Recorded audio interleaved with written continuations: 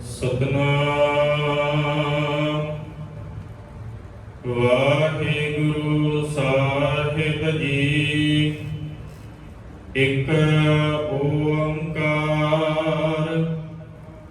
ਸਤਿ ਗੁਰ ਪ੍ਰਸਾਦ। ਓੰਕਾਰ ਅਕਾਰ ਕਰ ਪਵਨ ਪਾਣੀ ਬੈ ਸੰਤਰ ਧਾਰੇ। ਧਰਤ ਆਕਾਸ਼ ਵਿਛੋੜਿਆਨ ਚੰਦ ਸੂਰ ਦੁਇ ਜੋਤ ਸਵਾਰੇ। ਖਾਣੀ ਚਾਰ ਬੰਧਾਨ ਕਰ ਲੱਖ 84 ਜੂਨ ਦੁਆਰੇ। ਇਕਸ ਜੂਨ ਵਿੱਚ ਜੀ ਜੰਤ ਅਗਨਤ ਅਪਾਰੇ। ਮਾਨਸ ਜਨਮ ਦੁਲਮ ਹੈ ਸਫਲ ਜਨਮ ਗੁਰ ਸਰਨ ਉਧਾਰੇ। ਸਾਧ ਸੰਗ ਗੁਰ ਸ਼ਬਦ ਸੁਣ ਭਾਏ ਭਗਤ ਗੁਰ ਗਿਆਨ ਵਿਚਾਰੇ। ਪਰ ਉਪਕਾਰੀ ਗੁਰੂ ਪਿਆਰੇ। ਪਰ ਉਪਕਾਰੀ ਗੁਰੂ ਪਿਆਰੇ। ਵਾਹਿਗੁਰੂ ਜੀ ਕਾ ਖਾਲਸਾ ਵਾਹਿਗੁਰੂ ਜੀ ਕੀ ਫਤਿਹ। ਪਰਮ ਸਨਮਾਨਯੋਗ ਜੁਗੋ ਜੁਗ ਅਟਲ ਚੌਰ ਛਤਰ ਤਖਤ ਦੇ ਮਾਲਕ ਗੁਰਤਾਗਦੀ ਤੇ ਸੁਭਾਈਮਾਨ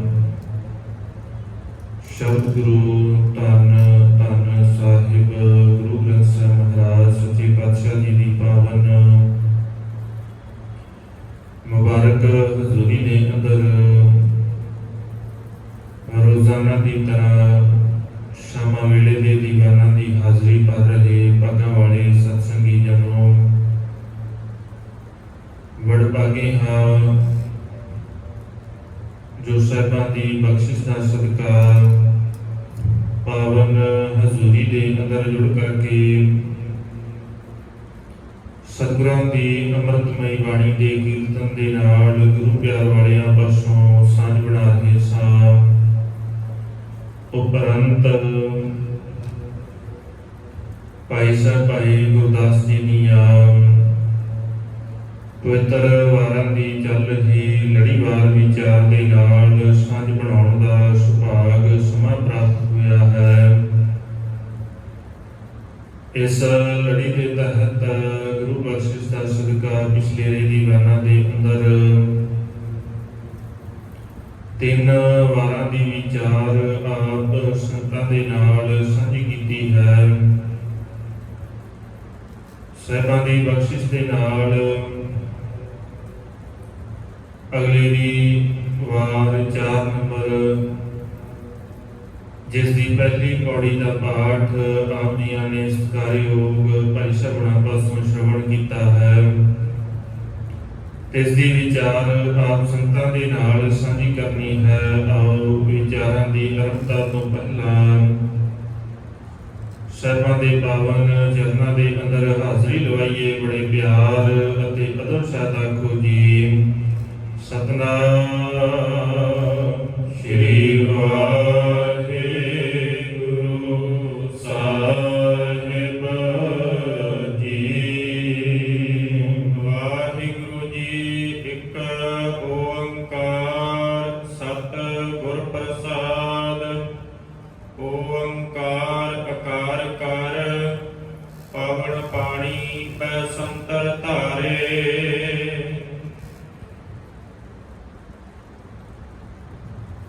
ਸਾਰਿਆਂ ਤੋਂ ਪਹਿਲਾਂ ਮੰਗਲਾ ਚਰਨ ਦਾ ਜਿਸ ਨੂੰ ਮੂਲ ਮੰਤਰ ਵੀ ਆਪਾਂ ਕਹਿੰਦੇ ਆ ਜਿਸ ਦਾ ਸੰਖੇਪ ਰੂਪ ਇੱਥੇ ਦਰਜ ਹੈ। ਇੱਕ ਓੰਕਾਰ ਇਹ ਮਾਲਕ ਵਾਹਿਗੁਰੂ ਇੱਕ ਹੈ। ਔਰ ਹਰ ਜ਼ਰਰੇ ਦੇ ਅੰਦਰ, ਹਰ ਘਟ ਦੇ ਅੰਦਰ ਇੱਕ ਰਸ ਲਗਾਤਾਰ ਵਿਆਪਕ ਹੈ। ਕੋਈ ਐਸੀ ਥਾਂ ਨਹੀਂ ਹੈ ਜਿੱਥੇ ਉਹ ਮਾਲਕ ਵਾਹਿਗੁਰੂ ਵਸਦਾ ਨਹੀਂ। ਸਤ ਉਹ ਸਦੀਵੀ ਹੈ, ਸਦੀਵੀ ਹੋਣ ਵਾਲਾ ਹੈ, ਕਦੇ ਖਤਮ ਹੋਣ ਵਾਲਾ ਨਹੀਂ।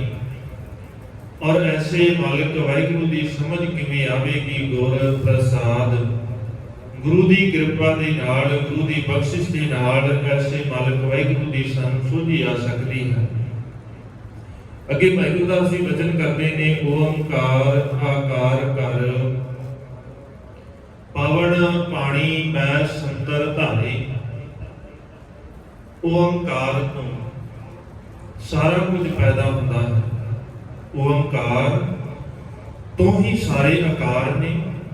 ਓੰਕਾਰ ਤੋਂ ਜਿਸ ਨੂੰ ਮੰਨਿਆ ਜਾਂਦਾ ਹੈ ਵੀ ਇਹਦੇ ਤੋਂ ਸਾਰੀ ਕਾਇਨਾਤ ਪੈਦਾ ਹੋਈ, ਜਿਸ ਨੇ ਕਾਇਨਾਤ ਪੈਦਾ ਕੀਤੀ ਹੈ।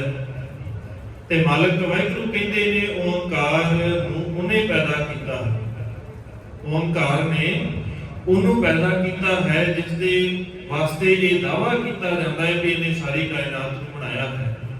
ਓੰਕਾਰ ਬ੍ਰਹਮਾ ਉਤਪਤ, ਓੰਕਾਰ ਕੀਆ ਜਿਨ ਚਿਤ, ਓੰਕਾਰ ਸੈਲ ਜੁਗ ਭਏ, ਓੰਕਾਰ ਵੇਦ ਨਿਰਭੈ। ਸਤਿਗੁਰੂ ਕਹਿੰਦੇ ਇਤੋਂ ਤੱਕ ਉਹ ਸਾਰਾ ਕੁਝ ਜਿਹੜਾ ਹੈ ਉਸੇ ਦਾ ਹੀ ਪਸਾਰਾ ਹੈ ਓੰਕਾਰ ਦਾ। ਔਰ ਓੰਕਾਰ ਕੋਈ ਸਰੀਰ ਧਾਰ ਕੇ ਨਹੀਂ ਆਇਆ, ਇਹ ਭੁਲੇਖਾ ਹੈ। ਓੰਕਾਰ ਉਸ ਮਾਲਕ ਵਾਹਿਗੁਰੂ ਦਾ ਹੀ ਨਾਮ ਹੈ, ਜਿਹੜਾ ਓੰਕਾਰ ਦਾ ਭਾਵ ਹਰ ਥਾਂ ਦੇ ਉੱਤੇ ਵਸਿਆ ਹੋਇਆ, ਜਿਹੜਾ ਹਰ ਜ਼ਰਰੇ ਦੇ ਅੰਦਰ ਪ੍ਰਮਾਤਮਾ ਵਾਹਿਗੁਰੂ ਅਕਾਲ ਪੁਰਖ ਵਸਦਾ ਹੈ, ਉਹ ਹੈ ਓੰਕਾਰ। ਕਿਸੇ ਸਰੀਰ ਦਾ ਨਾਮ ਓੰਕਾਰ ਨਹੀਂ ਹੈ। ਔਰ ਮਾਲਕ ਕਹਿੰਦੇ ਇਤੋਂ ਤੱਕ ਵੀ ਉਹ ਸਾਰਿਆਂ ਦਾ ਮੂਲ ਵੀ ਉਹੀ ਹੈ, ਉਹਦੇ ਤੋਂ ਹੀ ਸਾਰਾ ਕੁਝ ਪੈਦਾ ਹੋਇਆ ਹੈ। ਉਸੇ ਓੰਕਾਰ ਤੋਂ ਓੰਕਾਰ ਆਕਾਰ ਕਰ, ਓੰਕਾਰ ਤੋਂ ਆਕਾਰ ਪੈਦਾ ਹੋਇਆ। ਔਰ ਭਾਈ ਸੰਤੋਖ ਸਿੰਘ ਜੀ ਵਚਨ ਕਰਦੇ ਨੇ ਸੂਰਜ ਪ੍ਰਕਾਸ਼ ਦੇ ਅੰਦਰ, ਉਹ ਕਹਿੰਦੇ ਅੰਗ ਪਰਮਾਤਮ ਆਤਮ ਰੂਪ, ਪਦਮਾ ਪਦ ਪੰਚ ਖਤਮ ਆਰਾਤੀ। ਉਹ ਕਹਿੰਦੇ ਅੰਗ ਪਰਮਾਤਮਾ, ਅੰਗ ਜਿਹੜਾ ਹੈ ਉਹ ਪਰਮਾਤਮਾ ਜਿਹੜਾ ਹੈ ਉਹ ਸਾਰਿਆਂ ਦਾ, ਉਹ ਆਪਣੇ ਆਪ ਤੋਂ ਪੈਦਾ ਹੁੰਦਾ ਹੈ ਆਤਮ ਰੂਪ। ਪਦਮਾ ਪਦ ਪੰਚ ਖਤਮ ਆਰਾਤੀ, ਉਹ ਪਦਮਾ ਪਦ ਹੈ ਭਾਵ ਮਾਲਕ ਹੈ, ਸਾਰਿਆਂ ਦਾ ਮਾਲਕ ਹੈ। ਔਰ ਪੰਚ ਖਤਮ, ਪੰਜਾਂ ਵਿਕਾਰਾਂ ਨੂੰ ਖਤਮ ਕਰਨ ਵਾਲਾ ਹੈ। ਔਰ ਉਹਦੇ ਤੋਂ ਸਾਰਾ ਕੁਝ ਪੈਦਾ ਹੋ ਗਿਆ। ਵਾਯੂ ਭਿਆਨਕ, ਵਾਯੂ ਸਖਾ, ਵਾਯੂ ਬ੍ਰਿਖਾ ਬ੍ਰਿਖ ਸੈਲਨ ਭਰ, ਉਹਦੇ ਤੋਂ ਸਾਰਾ ਕੁਝ, ਸਾਰੇ ਆਕਾਰ ਜੋ ਵੀ ਦਿਖ ਰਿਹਾ ਹੈ ਸਾਨੂੰ, ਪੱਥਰ ਦਿਖ ਰਹੇ, ਪਹਾੜ ਦਿਖ ਰਹੇ ਨੇ, ਜੀਵ ਦਿਖ ਰਹੇ ਨੇ, ਸਾਰਾ ਕੁਝ ਉਸੇ ਤੋਂ ਪੈਦਾ ਹੋਇਆ ਹੈ। ਤੇ ਭਾਈ ਗੁਰਦਾਸ ਜੀ ਕਹਿੰਦੇ ਪੌਣ ਪਾਣੀ ਮੈਂ ਸੰਤਰ ਧਾਰੀ, ਉਸੇ ਮਾਲਕ ਵਾਹਿਗੁਰੂ ਤੋਂ ਇਹ ਹਵਾ ਬਣੀ ਹੈ, ਉਹਦੇ ਤੋਂ ਹੀ ਇਹ ਪਾਣੀ ਬਣਿਆ ਹੈ, ਤੇ ਉਹਦੇ ਤੋਂ ਹੀ ਇਹ ਸਾਰੀ ਕਾਇਨਾਤ ਦੇ ਅੰਦਰ ਜੋ ਵੀ ਤਾਕਤ ਹੈ, ਬਸੰਤਰ ਹੈ, ਅੱਗ ਹੈ, ਉਹ ਸਾਰੀ ਉਸੇ ਤੋਂ ਪੈਦਾ ਹੋਈ ਹੈ। ਧਰਤ ਆਕਾਸ਼ ਵਿਛੋੜਿਆ ਨਾ, ਚੰਦ ਸੂਰਜ ਦੋਇ ਜੋਤ ਸਵਾਰੇ। ਕਹਿੰਦੇ ਫਿਰ ਉਸ ਮਾਲਕ ਵਾਹਿਗੁਰੂ ਨੇ ਤਿੰਨ ਤੱਤ ਇਹ ਬਣਾਏ, ਫਿਰ ਧਰਤੀ ਤੇ ਅੰਬਰ ਆਕਾਸ਼, ਇਹ ਦੋ ਤੱਤ ਹੋਰ ਬਣਾਏ। ਪੰਜ ਤੱਤ, ਇਹਨਾਂ ਪੰਜਾਂ ਤੱਤਾਂ ਤੋਂ ਹੀ ਸਰੀਰ ਬਣਿਆ। ਪੌਣ ਪਾਣੀ ਬਸੰਤਰ ਧਰਤ ਤੇ ਆਕਾਸ਼, ਇਹਨਾਂ ਪੰਜਾਂ ਤੱਤਾਂ ਤੋਂ ਸਰੀਰ ਬਣਦਾ ਹੈ। ਮਾਲਕ ਨੇ ਇਹਨਾਂ ਪੰਜਾਂ ਤੱਤਾਂ ਨੂੰ ਪਹਿਲਾਂ ਤਿਆਰ ਕੀਤਾ, ਧਰਤੀ ਤੋਂ ਇਹ ਅੰਬਰ ਨੂੰ ਵੱਖਰਾ ਵੱਖਰਾ ਕੀਤਾ। ਹਵਾ ਦੇ ਵਿੱਚ ਧਰਤੀ ਹੈ, ਹਵਾ ਦੇ ਵਿੱਚ ਹੀ ਹੈ, ਸਾਰਾ ਕੁਝ ਸੋਲਰ ਸਿਸਟਮ ਦੇ ਵਿੱਚ ਹੈ, ਔਰ ਸਾਰਾ ਕੁਝ ਹਵਾ 'ਚ ਹੀ ਹੈ। ਸਾਨੂੰ ਦੇਖਣ ਨੂੰ ਲੱਗਦਾ ਹੈ ਕਿ ਅਸੀਂ ਬੜੇ ਸਮਾਨ ਥਾਂ ਦੇ ਉੱਤੇ, ਸਮਤਲ ਦੇ ਉੱਤੇ ਖਲੋਤੇ ਹਾਂ, ਪਰ ਜਦੋਂ ਇਹਨੂੰ ਦੂਜੇ ਗ੍ਰਹਿ ਤੋਂ ਦੇਖਾਂਗੇ, ਜਿੱਦਾਂ ਅਸੀਂ ਬਾਕੀ ਗ੍ਰਹਿਾਂ ਨੂੰ ਦੇਖਦੇ ਵੀ ਅਸਮਾਨ ਦੇ ਵਿੱਚ ਇਦਾਂ ਹੀ ਨੇ, ਇਦਾਂ ਹੀ ਇਹ ਧਰਤ ਵੀ ਹੈ। ਤੇ ਦੋ ਦੀਵੇ ਬਣਾ ਦਿੱਤੇ ਚਾਨਣ ਵਾਸਤੇ, ਜੋਤ ਬਣਾਈ ਚਾਨਣ ਵਾਸਤੇ, ਬਣਾਇਆ ਕਿ ਚੰਦ ਤੇ ਸੂਰਜ, ਇਸ ਧਰਤੀ ਦੇ ਵਾਸਤੇ ਚੰਦ ਤੇ ਸੂਰਜ, ਇਹਨਾਂ ਦੋਵਾਂ ਨੂੰ ਬਣਾਇਆ ਹੈ। ਖਾਣੀ ਚਾਰ 84 ਜੂਨ ਦੁਆਰੇ। ਚਾਰ ਖਾਣੀਆਂ ਬਣਾਈਆਂ ਔਰ ਉਹਨਾਂ ਚਾਰਾਂ ਖਾਣੀਆਂ ਦੇ ਵਿੱਚ ਕਹਿੰਦੇ 84 ਲੱਖ ਜੂਨ ਬਣਾ ਦਿੱਤੀ ਔਰ ਇਹਨਾਂ ਜੂਨਾਂ ਦੇ ਗਿਣਤੀ ਜੇ ਬਾਣੀ ਦੇ ਕੋਲੋਂ ਪੁੱਛਦੇ ਆ ਜਦੋਂ, ਕਿਉਂਕਿ ਭਾਈ ਗੁਰਦਾਸ ਜੀ ਬੜੀਆਂ ਪ੍ਰਚਲਿਤ ਉਦਾਹਰਨਾਂ ਪ੍ਰਚਲਿਤ ਖਿਆਲਾਂ ਨੂੰ ਸਾਨੂੰ ਸਮਝਾਉਣ ਵਾਸਤੇ ਵਰਤਦੇ ਨੇ, ਕਿਉਂਕਿ ਜਿੱਦਾਂ ਦਾ ਸਾਹਮਣੇ ਹੋਵੇ ਉਦਾਂ ਦੀ ਗੱਲ ਕਰਕੇ ਸਮਝਾਉਣਾ ਪੈਂਦਾ ਹੈ। ਜੇ ਸਕੂਲ ਦੇ ਬੱਚੇ ਹੋਣ ਤੇ ਫਿਰ ਉਹਨਾਂ ਨੂੰ ਸਕੂਲ ਦੀ ਉਦਾਹਰਨ, ਜੇ ਕਿਸੇ ਮਹਿਕਮੇ ਦੇ ਵਿੱਚ ਨੇ ਉਹਨਾਂ ਨੂੰ ਉਹ ਉਦਾਹਰਨ ਦੇਵਾਂਗੇ ਤੇ ਸੌਖਿਆ ਸਮਝ ਆ ਜਾਂਦੀ ਹੈ। ਸਮੇਂ ਦੇ ਥਾਂ ਦੇ ਹਿਸਾਬ ਦੇ ਨਾਲ, ਸਾਹਮਣੇ ਵਾਲਿਆਂ ਦੇ ਹਿਸਾਬ ਦੇ ਨਾਲ ਉਦਾਹਰਨ ਸੌਖਿਆ ਸਮਝ ਆਉਂਦੀ ਹੈ। ਉਹ ਪ੍ਰਚਲਿਤ ਧਾਰਨਾ ਹੈ ਕਿ ਚਾਰ ਖਾਣੀਆਂ ਨੇ। ਅੰਡਜ ਜਿਹੜੇ ਆਂਡੇ ਤੋਂ ਪੈਦਾ ਹੁੰਦੇ ਨੇ ਜੀ, ਜੀਰਜ ਜਿਹੜੇ ਜੀਰ ਤੋਂ ਪੈਦਾ ਹੁੰਦੇ ਨੇ, ਸੇਤਜ ਜਿਹੜੇ ਪਸੀਨੇ ਤੋਂ ਪੈਦਾ ਹੁੰਦੇ ਨੇ, ਉਤਪੁਜ ਜਿਹੜੇ ਆਪਣੇ ਆਪ ਧਰਤੀ ਚੋਂ ਪੈਦਾ ਹੋ ਰਹੇ ਨੇ। ਇਹ ਚਾਰ ਖਾਣੀਆਂ ਬਣੀਆਂ ਨੇ ਤੇ ਮਾਲਕ ਕਹਿੰਦੇ ਨੇ ਕੀਤੀਆਂ ਖਾਣੀ, ਕੀਤੀਆਂ ਬਾਣੀ, ਕੀਤੇ ਪਾਤ ਨਰਿੰਦ, ਕੀਤੀਆਂ ਸੁਰਤੀ ਸੇਵਕ, ਕੀਤੇ ਨਾਨਕ ਅੰਤ ਨਾਤ। ਕਿੰਨੀਆਂ ਖਾਣੀਆਂ ਨੇ, ਕਿੰਨੀਆਂ ਬਾਣੀਆਂ ਨੇ, ਕਿੰਨੇ ਜੀਵ ਨੇ ਇਸ ਕਾਇਨਾਤ ਦੇ ਅੰਦਰ, ਕਿਸੇ ਨੂੰ ਕੋਈ ਅੰਦਾਜ਼ਾ ਨਹੀਂ ਹੈ। ਅੰਤ ਨਹੀਂ ਹੈ, ਨਾਨਕ ਅੰਤ ਨਾ ਅੰਤ। ਓੜਕ ਓੜਕ ਭਾਲ ਥੱਕੇ, ਵੇਦ ਕਹਿਣ ਇੱਕ ਅੰਤ ਲੱਭਦੇ ਆ ਕਿੰਨਾ ਭਜਿਆ, ਪਰ ਅੰਤ ਨਹੀਂ ਲੱਭਾ। ਮਨੁੱਖ ਆਪਣੇ ਆਪ ਨੂੰ ਨਹੀਂ ਲੱਭ ਪਾ ਰਿਹਾ, ਹੋਰ ਤਾਂ ਇਹ ਕੀ ਲੱਭੇਗਾ। ਭਾਈ ਗੁਰਦਾਸ ਜੀ ਕਹਿੰਦੇ ਉਸ ਮਾਲਕ ਵਾਹਿਗੁਰੂ ਨੇ ਖਾਣੀ ਚਾਰ ਪ੍ਰਧਾਨ ਕਰ ਲੱਖ 84 ਲੱਖ ਜੂਨੀਆਂ ਬਣਾਈਆਂ। ਇਹਨਾਂ ਚਾਰਾਂ ਹੀ ਖਾਣੀਆਂ ਦੇ ਵਿੱਚੋਂ 84 ਲੱਖ ਜੂਨਾਂ, ਜਿਹਦੇ ਵਿੱਚ ਬੇਅੰਤ ਜੀਵ ਹਨ। ਇਕਸ ਜੂਨ ਵਿੱਚ ਜੀ ਜੰਤ ਅਗਣਤ ਅਪਾਰੇ। ਭਾਈ ਗੁਰਦਾਸ ਜੀ ਕਹਿੰਦੇ ਇੱਕ ਜੂਨ ਦੇ ਵਿੱਚ 84 ਲੱਖ ਜੂਨਾਂ ਵੀ ਜੇ ਮੰਨ ਲਈਏ ਤੇ ਭਾਈ ਗੁਰਦਾਸ ਜੀ ਕਹਿੰਦੇ ਫਿਰ ਤੂੰ ਇਦਾਂ ਸੋਚਦਾ ਹੈ ਕਿ ਮੈਂ ਸਾਰਾ ਕੁਝ ਹੈ, ਮੈਂ ਸਾਰਿਆਂ ਤੋਂ ਉੱਤਮ ਆ। ਠੀਕ ਹੈ, ਚੰਗੀ ਗੱਲ ਹੈ, ਤੂੰ ਉੱਤਮ ਹੈ, ਪਰ ਜੇ ਬਿਨਾਂ ਗੁਣਾਂ ਤੋਂ ਕਹੀ ਜਾਈਏ ਕਿ ਮੈਂ ਉੱਤਮ ਹੈ ਤੇ ਭਾਈ ਗੁਰਦਾਸ ਜੀ ਕਹਿੰਦੇ ਫੇਰ ਇਦਾਂ ਵੀ ਦੇਖ ਲਵੀ, ਆ ਵੀ ਤਰੀਕਾ ਹੈ ਇੱਕ ਦੇਖਣ ਦਾ। ਤੂੰ ਗੱਲਾਂ ਨਹੀਂ ਹੈ ਸੰਸਾਰ ਦੇ ਉੱਤੇ, ਤੂੰ ਇਦਾਂ ਸੋਚ ਕੇ ਦੇਖ।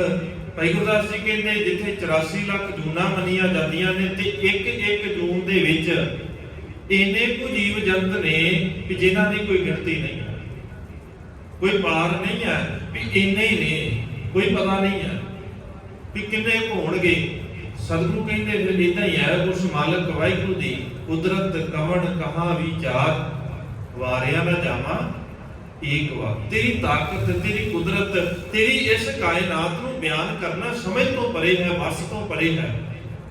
ਬਿਆਨ ਤੇ ਉਸੇ ਚੀਜ਼ ਨੂੰ ਕਰ ਸਕਦੇ ਆ ਨਾ ਜਿਹੜੀ ਚੀਜ਼ ਨੂੰ ਸਮਝ ਲਵਾਂਗੇ। ਜਿਹੜੀ ਚੀਜ਼ ਸਮਝ ਹੀ ਨਹੀਂ ਆਈ ਉਹਨੂੰ ਬਿਆਨ ਕਿਵੇਂ ਕੀਤਾ ਜਾ ਸਕਦਾ ਹੈ।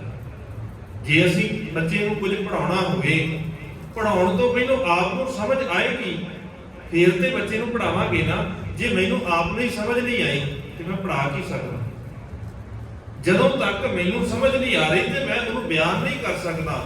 ਹਾਂ, ਜਿੰਨੀ ਕੁ ਮੇਰੀ ਮੱਤ ਹੈ ਮੈਂ ਉਨੀ ਕੁ ਵਿਆਖਿਆ ਜ਼ਰੂਰ ਕਰ ਸਕਦਾ। ਹੁਣ ਕੋਈ ਕਹਿ ਦੇਵੇ ਵੀ ਜੀ ਅਸੀਂ ਸੰਪੂਰਨ ਵਿਆਖਿਆ ਕਰ ਦਿੱਤੀ ਧੰਨ ਗੁਰੂ ਗ੍ਰੰਥ ਸਾਹਿਬ ਮਹਾਰਾਜ ਦੀ, ਅਸੀਂ ਐਸ ਸ਼ਬਦ ਦੀ ਸੰਪੂਰਨ ਵਿਆਖਿਆ ਕਰ ਦਿੱਤੀ, ਤੇ ਮਾਲਕ ਕਹਿੰਦੇ ਤੇਰੇ ਵੱਸ ਦੀ ਨਹੀਂ ਹੈ ਕਿ ਤੂੰ ਕਹਿ ਦੇਵੇਂ ਵੀ ਮੈਂ ਸੰਪੂਰਨ ਵਿਆਖਿਆ ਕਰ ਦਿੱਤੀ। ਤੁਸੀਂ ਸੰਪੂਰਨ ਵਿਆਖਿਆ ਨਹੀਂ ਕਰ ਸਕਦੇ। ਤੁਸੀਂ ਸੰਪੂਰਨ ਉਹਦੇ ਅਰਥ ਇੱਕ ਵਾਰ ਹੋ ਸਕਦਾ ਹੈ, ਤੁਸੀਂ ਧਿਆਨ ਦੇ ਨਾਲ ਉਹਨੂੰ ਬੜੀ ਮਿਹਨਤ ਦੇ ਨਾਲ, ਲਗਨ ਦੇ ਨਾਲ ਸਮਾਂ ਲਾ ਕਰਕੇ ਇੱਕ ਸ਼ਬਦ ਦੇ ਅਰਥ ਤੁਸੀਂ ਕਰ ਸਕਦੇ ਹੋ। ਤੇ ਅਰਥ ਦੇ ਵਿੱਚ ਤੇ ਵਿਆਖਿਆ 'ਚ ਬੜਾ ਫਰਕ ਹੈ। ਅਰਥ ਕਰਦੇ ਨੇ ਇੱਕ ਵੱਖਰੀ ਗੱਲ ਹੈ, ਉਹਦੀ ਵਿਆਖਿਆ ਕਰਨੀ ਇੱਕ ਵੱਖਰੀ ਗੱਲ ਹੈ। ਅਰਥ ਕੋਈ ਵੀ ਕਰ ਸਕਦਾ ਹੈ ਥੋੜੀ ਜਿਹੀ ਮਿਹਨਤ ਤੋਂ ਬਾਅਦ, ਪਰ ਜੇ ਕੋਈ ਕਹਿ ਦੇਵੇ ਵੀ ਮੈਂ ਇਹਦੀ ਵਿਆਖਿਆ ਕਰ ਦਿੱਤੀ ਵੀ 1 ਘੰਟੇ ਦੇ ਵਿੱਚ ਮੈਂ ਕਥਾ ਕੀਤੀ ਹੈ ਜੀ ਤੇ ਮੈਂ ਇਹ ਸ਼ਬਦ ਦੀ ਵਿਆਖਿਆ ਸੰਪੂਰਨ ਕਰ ਦਿੱਤੀ ਹੈ, ਤੇ ਇਹਦਾ ਕਦੇ ਵੀ ਨਹੀਂ ਹੋ ਸਕਦਾ। ਸੰਪੂਰਨ ਵਿਆਖਿਆ ਨਹੀਂ ਅਸੀਂ ਕਰ ਸਕਦੇ, ਕਿਉਂਕਿ ਹਰੇਕ ਸ਼ਬਦ ਦੇ ਅੰਦਰ ਇੱਕ ਖਾਸ ਨੁਕਤਾ ਹੈ ਸਤਿਗੁਰਾਂ ਨੇ ਸਾਨੂੰ ਜਿਹੜਾ ਸਮਝਾਇਆ ਹੈ। ਵੱਖਰੀ ਗੱਲ ਹੈ ਵੀ ਅਸੀਂ ਸਮਝਿਆ ਨਹੀਂ। ਕੱਲ ਵੀ ਬੇਨਤੀ ਕੀਤੀ ਸੀ ਜੇ ਅਸੀਂ ਇੱਕ ਤੁਕ ਨੂੰ ਸਮਝ ਲਈਏ, ਉਸਤਤ ਮਨ ਮੈਂ ਕਰ ਨਿਰੰਕਾਰ, ਸਮਝ ਆ ਜਾਏਗੀ ਨਾ ਵੀ ਕਿਹਦੀ ਕਰਨੀ ਹੈ ਤੇ ਕਿੱਥੇ ਕਰਨੀ ਹੈ। ਦੋ ਚੀਜ਼ਾਂ ਸਮਝ ਆ ਗਈਆਂ। ਇੱਕ ਤਾਂ ਉਸਤਤ ਕਰਨੀ ਹੈ, ਕਿਵੇਂ ਕਰਨੀ ਹੈ, ਮਨ ਦੇ ਨਾਲ ਕਰਨੀ ਹੈ, ਤੇ ਕਿਹਦੀ ਕਰਨੀ ਹੈ, ਨਿਰੰਕਾਰ ਦੀ। ਇਹ ਜ਼ਰੂਰੀ ਹੈ ਨਾ। ਅਸੀਂ ਕਈ ਵਾਰ ਜ਼ੁਬਾਨ ਤੇ ਉਸਤਤ ਕਰਦੇ ਹਾਂ, ਮਾਲਕ ਦੀ ਗੱਲ ਤੇ ਸਮਝਣ ਦੀ ਹੈ, ਮਨ ਦੇ ਵਿੱਚ ਕਰ, ਮਨ ਦੇ ਨਾਲ ਉਸਤਤ ਕਰ। ਉਸਤਤ ਮਨ ਮੈਂ ਕਰ ਨਿਰੰਕਾਰ, ਕਰ ਮਨ ਮੇਰੇ ਸਦ ਵਿਵਹਾਰ। ਨਿਰੰਕਾਰ ਦੀ ਉਸਤਤ ਕਰਨ ਦਾ ਤਰੀਕਾ ਕੀ ਹੈ? ਤਰੀਕਾ ਹੈ ਸਦ ਵਿਵਹਾਰ ਕਰਨਾ, ਚੰਗਾ ਆਚਰਣ ਹੋਣਾ, ਬਿਹੇਵੀਅਰ ਚੰਗਾ ਹੋਣਾ, ਇਹ ਅਸਲ ਚ ਉਸਤਤ ਹੈ। ਫਿਰ ਉਹਦੇ ਨਾਲ ਕੀ ਮਿਲੇਗਾ? ਨਿਰਮਲ ਰਸਨਾ ਅੰਮ੍ਰਿਤ ਪੀਓ। ਰਸਨਾ ਨਿਰਮਲ ਹੋ ਜਾਏ, ਜ਼ੁਬਾਨ ਚੰਗੀ ਹੋ ਜਾਏ, ਬਿਹੇਵੀਅਰ ਬੋਲਣ ਦਾ ਤਰੀਕਾ ਚੰਗਾ ਹੋ ਜਾਏ, ਰਹਿਣ ਦਾ ਤਰੀਕਾ ਚੰਗਾ ਹੋ ਜਾਏ, ਫਿਰ ਉਹ ਅੰਮ੍ਰਿਤ ਜੀਵਨ ਮਿਲ ਜਾਏਗਾ ਜਿਹੜਾ ਕਦੇ ਖਤਮ ਨਹੀਂ ਹੋਏਗਾ, ਸਦੀਵੀ ਹੋਂਦ ਵਾਲਾ, ਚੰਗੇ ਗੁਣਾਂ ਵਾਲਾ। ਉਹ ਮਾਲਕ ਦੇ ਨਾਲ ਸਾਂਝ ਬਣ ਜਾਏਗੀ। ਫਿਰ ਮਾਲਕ ਕਹਿੰਦੀ ਉਹਦੇ ਤੋਂ ਬਾਅਦ ਕੀ ਮਿਲੇਗਾ? ਨਿਰਮਲ ਰਸਨਾ ਅੰਮ੍ਰਿਤ ਪੀਓ। ਤੇ ਉਹਦੇ ਨਾਲ ਕੀ ਮਿਲ ਜਾਏਗਾ? ਸਤ ਸੁਹੇਲਾ ਕਰ ਲੈ ਜੀ। ਜੀਵਨ ਸੁਹੇਲਾ ਹੋ ਜਾਏਗਾ, ਚੰਗਾ ਹੋ ਜਾਏਗਾ, ਸੱਚ ਵਾਲਾ ਬਣ ਜਾਏਗਾ।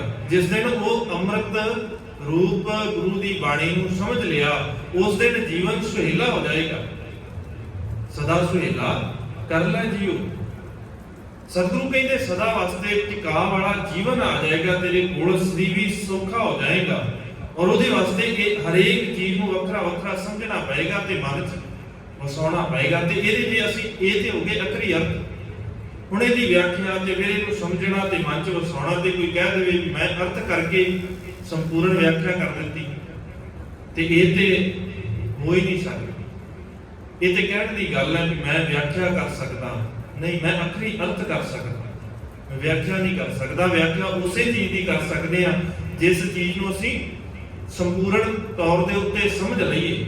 ਤੇ ਸੰਪੂਰਨ ਤੌਰ ਦੇ ਉੱਤੇ ਸਮਝ ਇੱਕੋ ਨਹੀਂ ਆਈ ਹੈ, ਉਹ ਹੀ ਹੈ ਜਿਹੜਾ ਉਹਦਾ ਰੂਪ ਹੈ। ਗੁਰੂ ਤੋਂ ਇਲਾਵਾ ਸੰਪੂਰਨ ਸਮਝ ਨਹੀਂ ਕਿਸੇ ਨੂੰ ਆਉਂਦੀ। ਤੇ ਭਾਈ ਗੁਰਦਾਸ ਜੀ ਕਹਿੰਦੇ ਇਸ ਸੰਸਾਰ ਦੇ ਅੰਦਰ ਕਿੰਨੀਆਂ ਕੁ ਜੂਨਾਂ ਨੇ, ਇਹਨੂੰ ਕੋਈ ਬਿਆਨ ਨਹੀਂ ਕਰ ਸਕਦਾ। ਕਿੰਨੀਆਂ ਖਾਣੀਆਂ ਨੇ, ਕੋਈ ਬਿਆਨ ਨਹੀਂ ਕਰ ਸਕਦਾ।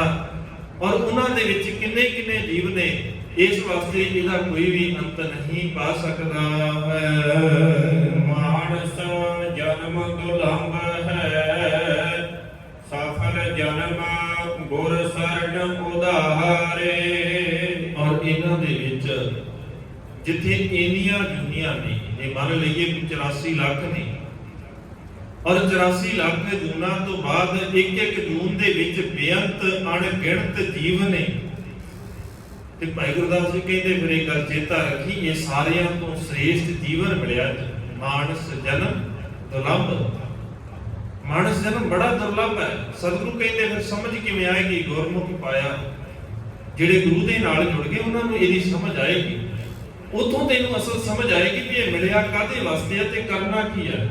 ਤੇ ਭਾਈ ਗੁਰਦਾਸ ਜੀ ਕਹਿੰਦੇ ਦੇਖ, ਮਾਨਸ ਜਨਮ ਦੁਰਲਭ ਹੈ, ਸਫਲ ਜਨਮ ਸਫਲ ਕਰਨਾ ਹੈ। ਮਿਲਿਆ ਤੇ ਹੈ ਬੜਾ ਦੁਰਲਭ ਹੈ, ਬੜੇ ਔਖੇ ਸਮੇਂ ਤੋਂ ਬਾਅਦ ਮਿਲਿਆ ਹੈ, ਬੜਿਆਂ ਦੇ ਵਿੱਚੋਂ ਮਿਲਿਆ ਹੈ। ਕਿੰਨੇ ਜੀਵਾਂ ਦੇ ਵਿੱਚੋਂ ਸਾਨੂੰ ਕੋਈ ਹੋਰ ਜੂਨ ਵੀ ਤੇ ਮਿਲ ਸਕਦੀ ਸੀ, ਪਰ ਨਹੀਂ, ਇਹ ਮਿਲੀ ਹੈ।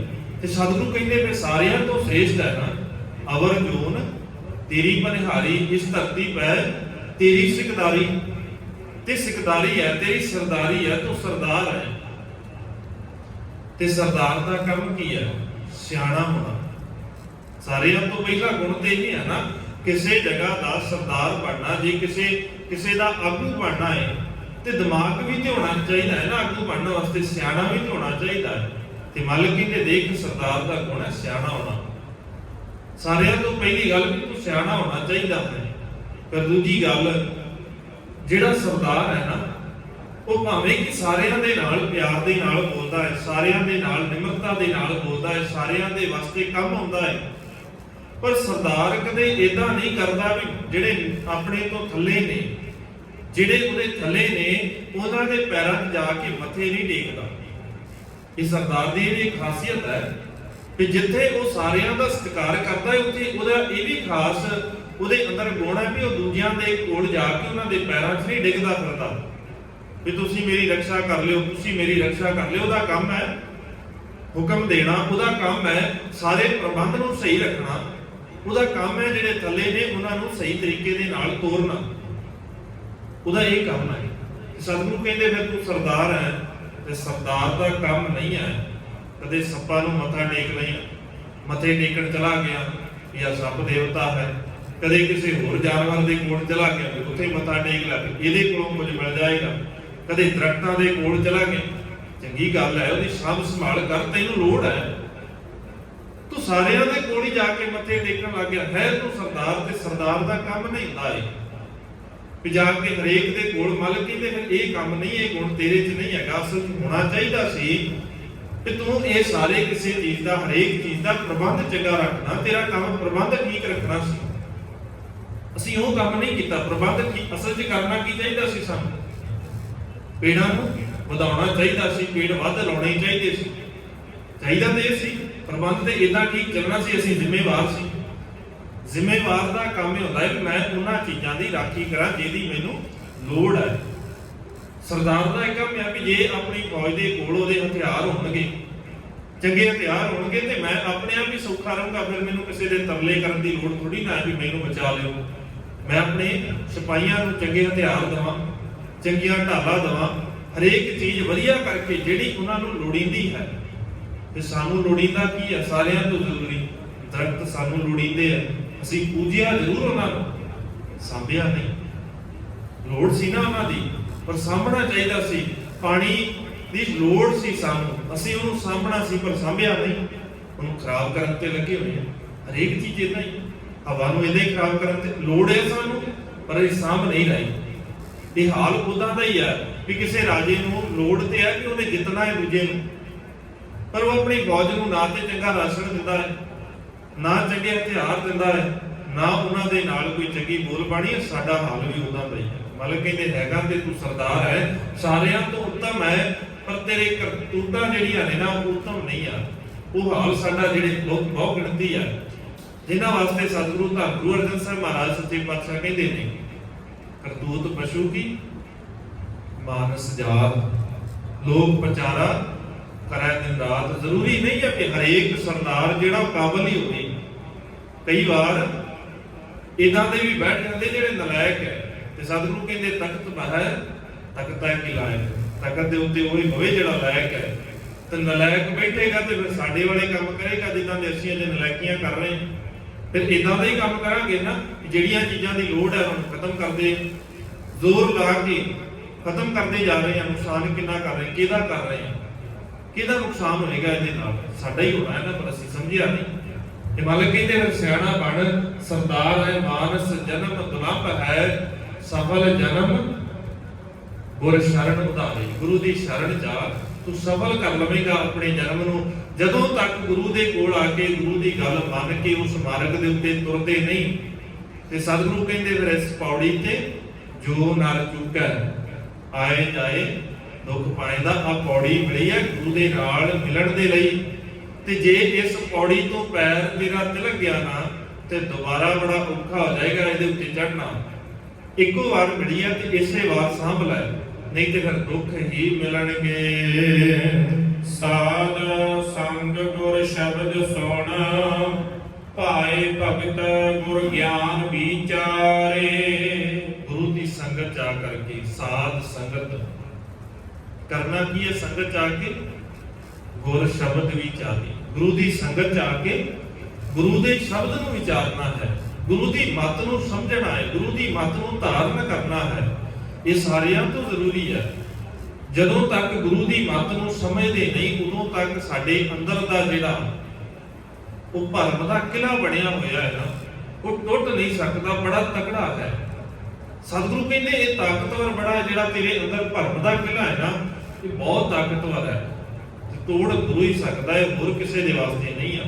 ਇਹ ਭਰਮ ਗੜ ਜਿਹੜਾ ਸਾਡੇ ਹਿਰਦੇ ਦੇ ਅੰਦਰ ਹੈ, ਉਹਨੂੰ ਸਿਰਫ ਗੁਰੂ ਤੋੜ ਸਕਦਾ ਹੈ। ਗੁਰੂ ਦੇ ਕੋਲੇ ਸਮਰੱਥਾ ਹੈ, ਤੇ ਉਹਦੇ ਵਾਸਤੇ ਗੁਰੂ ਦੇ ਕੋਲ ਆ ਕੇ ਕਹਿਣਾ ਪਏਗਾ, ਗੁਰੂ ਦੇ ਕੋਲ ਆ ਕੇ ਸ਼ਰਨ ਜਾ ਕੇ ਕਹਿਣਾ ਪਏਗਾ, ਮਾਲਕ ਤੇਰੀ ਸ਼ਰਨ ਚ ਆ ਗਏ, ਤੇਰੇ ਦਰ ਤੇ ਆ ਗਏ ਆ। ਜਦੋਂ ਤੱਕ ਇਹ ਗੱਲ ਨਹੀਂ ਕਹਿੰਦੇ ਆ ਕੇ, ਜਦੋਂ ਤੱਕ ਇਹ ਨਹੀਂ ਨਾ ਕਹਿੰਦੇ ਕਿ ਸਤਿਗੁਰੂ ਮੈਂ ਸਿਆਣਾ ਨਹੀਂ, ਮੈਂ ਮੂਰਖ ਕੀ ਕੇਤਕ ਬਾਤ ਹੈ, ਕੋਟ ਅਪਰਾਧੀ ਤਰਿਆ ਦੇ।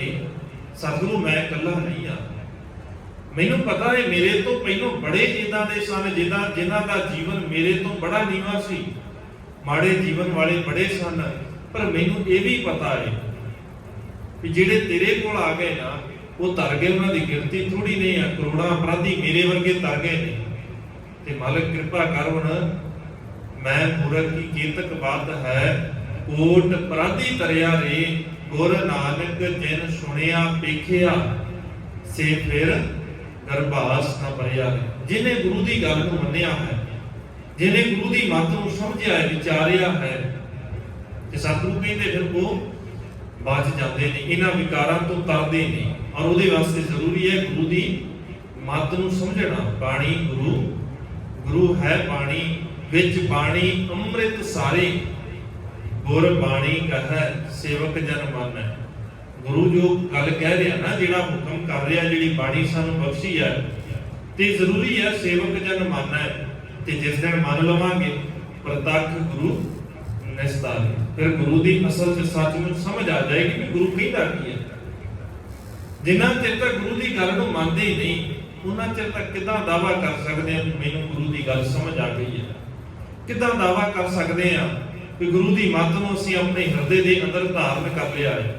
ਮੰਨਿਆ ਤੇ ਹੈ ਨਹੀਂ। ਤੇ ਨਿਸ਼ਾਨੀ ਹੈ ਕਿ ਜੋ ਹਿਰਦੇ ਦੇ ਅੰਦਰ ਹੈ ਉਹ ਬਾਹਰ ਵੀ ਉੱਗੇਗਾ। ਇਹ ਜ਼ਰੂਰੀ ਹੈ ਨਾ। ਉਹਦੇ ਵਾਸਤੇ ਜ਼ਰੂਰੀ ਕੀ ਹੈ? ਬੀਜ ਜਿਹੜਾ ਬੀਜਿਆ ਜਾ ਰਿਹਾ ਹੈ, ਸਾਰਿਆਂ ਤੋਂ ਪਹਿਲਾਂ ਸਾਨੂੰ ਰੁੱਤ ਪਤਾ ਹੋਣਾ ਚਾਹੀਦਾ ਹੈ। ਰੁੱਤ ਬਾਰੇ ਪਤਾ ਹੋਵੇਗਾ ਤੇ ਫਿਰ ਹੀ ਹੈ ਨਾ ਵੀ ਕੋਈ ਇਹਦਾ ਤਾਂ ਨਹੀਂ ਹੋ ਸਕਦਾ ਕਿ ਰੁੱਤ ਕੋਈ ਹੋਰ ਹੈ, ਬੀਜ ਕੋਈ ਹੋਰ ਪਾਈ ਜਾਂਦੇ ਆ, ਉਹ ਤਾਂ ਨਹੀਂ ਸਕਦੀ। ਕਿੰਨੀ ਵੀ ਮਿਹਨਤ ਕਰ ਲਈ ਫਸਲ ਨਹੀਂ ਉੱਗੇਗੀ। ਉਹਦੇ ਵਾਸਤੇ ਸਾਰਿਆਂ ਤੋਂ ਜ਼ਰੂਰੀ ਹੈ ਕਿ ਸਾਨੂੰ ਰੁੱਤ ਪਤਾ ਹੋਣੀ ਚਾਹੀਦੀ ਕਿ ਕਿਸ ਰੁੱਤ ਦੇ ਵਿੱਚ ਕੀ ਬੀਜਣਾ ਹੈ।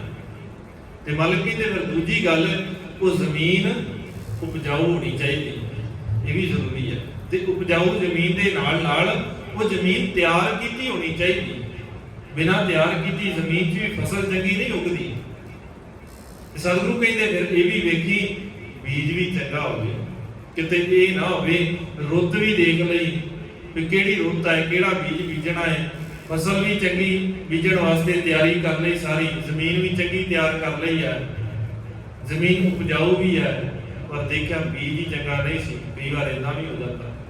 ਮਨ ਦੇ ਅੰਦਰ ਤਾਂਘ ਬੜੀ ਹੈ ਵੀ ਗੁਰੂ ਦੇ ਨਾਲ ਜੁੜਨਾ ਹੈ, ਮਨ ਤਿਆਰ ਵੀ ਬੜਾ ਹੈ, ਇਹ ਸਾਰਾ ਕੁਝ ਠੀਕ ਹੈ, ਪੱਤਰ ਵੀ ਆ ਗਿਆ ਕਿ ਹੁਣ ਗੁਰੂ ਦੇ ਨਾਲ ਮਿਲਣਾ ਹੈ। ਤੇ ਮਿਲਣ ਲੱਗਿਆ ਪਹੁੰਚ ਉਹਦੇ ਕੋਲ ਗਏ ਬੀਜ ਖਰੀਦਣ ਵਾਸਤੇ, ਜਿਹਨੂੰ ਪਤਾ ਹੀ ਨਹੀਂ ਹੈ ਵੀ ਦੇਣਾ ਕੀ ਹੈ, ਜਿਹੜਾ ਹੈ ਹੀ ਠੱਗ। ਹੁਣ ਠੱਗ ਦੇ ਕੋਲੋਂ ਬੀਜ ਲੈ ਕੇ ਆਵਾਂਗੇ ਤੇ ਫਿਰ ਕੀ ਹੋਏਗਾ? ਮਾੜਾ ਹੀ ਦੇਗਾ ਨਾ, ਚੰਗਾ ਬੀਜ ਤਾਂ ਨਹੀਂ ਦੇਗਾ ਠੱਗ। ਚੰਗਾ ਬੀਜ ਤੇ ਉਹੀ ਦੇਗਾ ਜਿਹੜਾ ਸਿਆਣਾ ਹੈ, ਸਮਝਦਾਰ ਹੈ, ਇਮਾਨਦਾਰ ਹੈ। ਤੇ ਤੁਹਾਡੀ ਜਿਹੜੀ ਕੀਮਤ ਤੁਸੀਂ ਦੇ ਰਹੇ ਹੋ ਉਹਨੂੰ ਸਮਝਦਾ ਹੈ ਕਿ ਬੜੀ ਮਿਹਨਤ ਨਾਲ ਲਿਆਂਦੀ ਹੈ। ਇਦਾਂ ਹੀ ਧਰਮ ਦੀ ਦੁਨੀਆ 'ਚ ਵੀ ਹੈ। ਕਈ ਵਾਰ ਮਨੁੱਖ ਬੜਾ ਅੰਦਰੋਂ ਨਾਲ ਸੱਚਮੁੱਚ ਹੀ ਜੁੜਨਾ ਚਾਹੁੰਦਾ ਹੈ, ਮਨ ਬੜਾ ਪਵਿੱਤਰ ਹੈ, ਪਰ ਕਿਸੇ ਐਸੇ ਦੀ ਸੰਗਤ ਦੇ ਵਿੱਚ ਚਲਾ ਜਾਂਦਾ ਹੈ ਜਿੱਥੇ ਜਾ ਕੇ ਗੁਰੂ ਵਾਲੇ ਪਾਸੇ ਤੋਂ ਬੜਾ ਦੂਰ ਹੋ ਜਾਂਦਾ ਹੈ। ਇਦਾਂ ਦੀਆਂ ਬੜੀਆਂ ਉਦਾਹਰਨਾਂ ਨੇ। ਗੁਰੂ ਕਾਲ ਦੇ ਵਿੱਚ ਕਲਗੀਧਰ ਸਵਾਮੀ, ਗੁਰੂ ਗੋਬਿੰਦ ਸਿੰਘ ਮਹਾਰਾਜ ਸੱਚੇ ਪਾਤਸ਼ਾਹ ਜੀ ਦੇ ਵਕਤ ਕਿੰਨੇ ਐਸੇ ਗੁਰੂ ਕੇ ਪਿਆਰੇ ਸਨ ਜਿਹੜੇ ਸੱਚਮੁੱਚ ਹੀ ਜੁੜਨਾ ਚਾਹੁੰਦੇ ਸਨ ਔਰ ਆਪਣਾ ਸਾਰਾ ਕੁਝ ਦੇਣ ਵਾਸਤੇ ਗੁਰੂ ਨੂੰ ਤਿਆਰ ਸਨ। ਤੇ ਵਿੱਚ ਜਿਹੜੇ ਵਿਚੋਲੇ ਮਸੰਦ ਜਦੋਂ ਉਹਨਾਂ ਦੇ ਕੋਲ ਪਹੁੰਚ ਜਾਂਦੇ ਸਨ ਤੇ ਰਾਹ 'ਚ ਹੀ ਰਹਿ ਜਾਂਦੇ ਸੀ, ਗੁਰੂ ਦੇ ਕੋਲ ਪਹੁੰਚਦੇ ਨਹੀਂ, ਨਾ ਉਹ ਆਪ ਪਹੁੰਚਦੇ, ਨਾ ਉਹਨਾਂ ਦੀਆਂ ਭੇਟਾਵਾਂ ਗੁਰੂ ਦੇ ਕੋਲ ਪਹੁੰਚਦੀਆਂ। ਕਈ ਵਾਰ ਇਦਾਂ ਵੀ ਹੋ ਜਾਂਦਾ, ਜਿਹੜੇ ਠੱਗ ਵਿੱਚ ਬੈਠੇ ਨੇ ਨਾ, ਜਿਹੜੇ ਕਹਿੰਦੇ ਨੇ ਵੀ ਅਸੀਂ ਦਾਵਾ ਕਰਦੇ ਹਾਂ ਵੀ ਤੁਹਾਨੂੰ ਪਹੁੰਚਾ ਦੇਵਾਂਗੇ, ਰਸਤਾ ਗਲਤ ਦੱਸ ਕੇ, ਇਦਾਂ ਦੇ ਕਿ ਠੱਗ ਬਨਾਰਸ ਦੇ ਵਿੱਚ ਬੈਠੇ ਸਨ, ਜਿਨ੍ਹਾਂ ਵਾਸਤੇ ਫਿਰ ਕਹਿਣਾ ਪੈ ਗਿਆ ਬਨਾਰਸੀ ਠੱਗ, ਬਨਾਰਸ ਕੇ ਠੱਗ, ਜਿਨ੍ਹਾਂ ਵਾਸਤੇ ਲਫ਼ਜ਼ ਵਰਤੇ ਨੇ। ਇਹੀ ਤੇ ਕਾਰਨ ਸੀ ਨਾ, ਸੱਚਮੁੱਚ ਜੁੜਨਾ ਚਾਹੁੰਦੇ ਨੇ, ਸੱਚਮੁੱਚ ਚਾਹੁੰਦੇ ਨੇ ਕਿ ਰੱਬ ਨੂੰ ਮਿਲ ਲਈਏ। ਰਸਤਾ ਕੀ ਦੱਸਿਆ? ਸਾਰਾ ਕੁਝ ਦਾਨ ਕਰ ਦੋ, ਸਾਨੂੰ ਦੇ ਜਾਓ। ਸਾਨੂੰ ਸਾਰਾ ਕੁਝ ਦੇਣ ਤੋਂ ਬਾਅਦ ਐਸ ਕਰਵੱਤਰ ਆਰੇ ਦੇ ਉੱਤੇ ਆਪਣੇ ਆਪ ਨੂੰ ਚੀਰ ਲਓ। ਬਸ ਆਹ ਜ਼ਰੂਰੀ ਹੈ, ਤੁਸੀਂ ਰੱਬ ਦੇ ਕੋਲ ਪਹੁੰਚ ਜਾਓਗੇ। ਮਾਲਕ ਕਹਿੰਦੇ ਆਹੀ ਤੇ ਗਲਤ ਰਸਤਾ ਸੀ, ਤਰੀਕਾ ਹੀ ਗਲਤ ਹੋ ਗਿਆ। ਜ਼ਰੂਰੀ ਕੀ ਹੈ? ਜ਼ਰੂਰੀ ਹੈ ਕਿ ਗੁਰੂ ਦੀ ਮੱਤ ਦੇ ਨਾਲ, ਜਿਵੇਂ ਗੁਰੂ ਕਹਿੰਦਾ ਹੈ, ਉਸ ਮੱਤ ਦੇ ਉੱਤੇ ਤੁਰ ਕੇ ਗੁਰੂ ਦੇ ਸ਼ਬਦ ਨੂੰ ਹਿਰਦੇ ਦੇ ਅੰਦਰ ਵਸਾਈਏ। ਤੇ ਜਿਸ ਦਿਨ ਹਿਰਦੇ ਦੇ ਅੰਦਰ ਵਸ ਗਿਆ ਫਿਰ ਇਹ ਕੰਮ ਕਰਨ ਦੀ ਲੋੜ ਨਹੀਂ ਪੈਗੀ। ਭਾਏ ਭਗਤ ਗੁਰੂ ਦੀ ਭਾਵਨਾ ਦੇ ਨਾਲ, ਪਿਆਰ ਦੇ ਨਾਲ, ਪ੍ਰੇਮਾ ਭਗਤੀ ਜ਼ਰੂਰੀ ਹੈ, ਹੱਠ ਨਹੀਂ। ਉੱਥੇ ਲਟਕਣ ਦੀ ਲੋੜ ਨਹੀਂ ਹੈ, ਭੋਰਿਆਂ 'ਚ ਬੈਠਣ ਦੀ ਲੋੜ ਨਹੀਂ ਹੈ। ਇੱਥੇ ਜ਼ਰੂਰੀ ਹੈ ਪ੍ਰੇਮਾ ਭਗਤੀ ਪਾਏ ਭਗਤ ਗੁਰ ਗਿਆਨ ਵਿਚਾਰੇ। ਗੁਰੂ ਦੇ ਗਿਆਨ ਨੂੰ ਵਿਚਾਰਨਾ ਜ਼ਰੂਰੀ ਹੈ। ਇਹਨਾਂ ਇਸ ਤਰੀਕੇ ਦੇ ਨਾਲ ਫਿਰ ਗੁਰੂ ਦੇ ਚਰਨਾਂ ਦੇ ਵਿੱਚ ਜੁੜ ਸਕਦੇ ਹਾਂ। ਪਰ ਉਪਕਾਰੀ ਗੁਰੂ ਪਿਆਰੇ। ਔਰ ਇਹਨਾਂ ਦੇ ਜਿਹੜੇ ਗੁਰੂ ਦੇ ਨਾਲ ਇਸ ਢੰਗ ਦੇ ਨਾਲ ਪ੍ਰੇਮ ਦੇ ਨਾਲ ਭਾਵਨਾ ਦੇ ਨਾਲ ਜੁੜਦੇ ਨੇ, ਉਹ ਫਿਰ ਦੋ ਚੀਜ਼ਾਂ ਉਹਨਾਂ ਨੂੰ ਮਿਲ ਜਾਂਦੀਆਂ ਨੇ। ਇੱਕ ਤੇ ਉਹਨਾਂ ਦਾ ਸੁਭਾਅ ਪਰਉਪਕਾਰੀ ਹੋ ਜਾਂਦਾ ਹੈ, ਦੂਜਿਆਂ ਦਾ ਭਲਾ ਕਰਨ ਵਾਲਾ। ਦੂਜਾ ਗੁਰੂ ਦੇ ਪਿਆਰੇ ਬਣ ਜਾਂਦੇ, ਗੁਰੂ ਦੇ ਦਰ ਦੇ ਉੱਤੇ ਪ੍ਰਵਾਨ ਹੋ ਜਾਂਦੇ ਨੇ। ਔਰ ਇਹ ਗੁਰੂ ਦੇ ਕੋਲ ਆ ਕੇ ਪ੍ਰਵਾਨ ਹੋ ਜਾਣਾ ਸਾਰਿਆਂ ਤੋਂ ਸ੍ਰੇਸ਼ਟ ਹੈ, ਸਾਰਿਆਂ ਤੋਂ ਉੱਤਮ ਇਹੀ ਹੈ। ਬਾਕੀ ਜਿੰਨੇ ਕਰਮ ਨੇ ਉਹ ਕਿਸੇ ਕੰਮ ਨਹੀਂ। ਸਤਿਗੁਰੂ ਕਹਿੰਦੇ ਫਿਰ ਇੱਥੇ ਆ ਕੇ ਇੱਕੋ ਹੀ ਕੰਮ ਕਰਿਆ ਕਰ, ਗੁਰੂ ਦੇ ਕੋਲੋਂ ਸੋਝੀ ਲੈ ਕੇ ਗੁਰੂ ਦੇ ਸ਼ਬਦ ਨੂੰ ਵਿਚਾਰ ਕੇ ਹਿਰਦੇ ਦੇ ਅੰਦਰ ਵਸਾਇਆ ਕਰ। ਸਤਿਗੁਰੂ ਸਮਰਥ ਬਖਸ਼ਣ, ਦਇਆ ਕਰ ਦੇਣ ਸਾਡੇ ਹਿਰਦੇ ਦੇ ਅੰਦਰ ਗੁਰੂ ਦੀ ਮੱਤ, ਗੁਰੂ ਦੀ ਵਿਚਾਰ ਦਾ ਪ੍ਰਕਾਸ਼ ਹੋ ਜਾਏ, ਜਿਸ ਦੇ ਨਾਲ ਸਾਡੇ ਹਿਰਦੇ ਦੇ ਅੰਦਰ ਟਿਕਾ ਗੁਰੂ ਦੀ ਸੋਝੀ ਆ ਜਾਏ, ਗੁਰੂ ਦੇ ਸ਼ਬਦ ਦੀ ਸੋਝੀ ਆ ਜਾਏ। ਵਿਚਾਰਾਂ ਕਰਦੇ ਆ ਹੋਈਆਂ ਬੇਅੰਤ ਭੁੱਲਾਂ ਦੀ ਖਿਮਾ, ਬੁਲਾਓ ਜੀ ਫਤਿਹ। ਆਖੋ ਜੀ ਵਾਹਿਗੁਰੂ ਜੀ ਕਾ ਖਾਲਸਾ, ਵਾਹਿਗੁਰੂ ਜੀ ਕੀ ਫਤਿਹ।